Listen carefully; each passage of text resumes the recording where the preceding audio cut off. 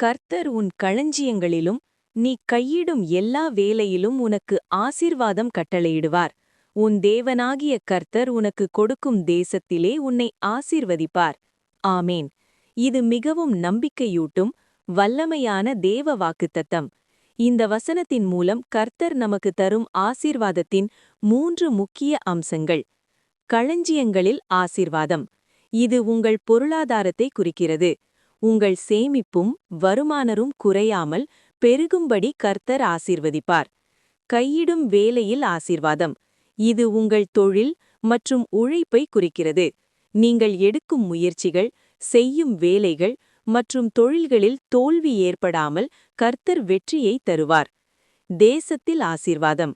நீங்கள் வசிக்கும் இடத்திலும் உங்கள் குடும்ப வாழ்விலும் சமாதானத்தையும் நன்மையையும் தருவார். கட்டளையிடுவார் என்கிற வார்த்தை மிகவும் வலிமையானது.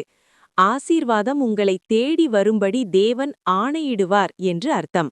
இந்த வசனத்தின்படியே கர்த்தர் உங்களையும் உங்கள் குடும்பத்தையும் உங்கள் வருமானத்தையும் உங்கள் வேலையையும் ஆசீர்வதித்து உயர்த்துவாராக.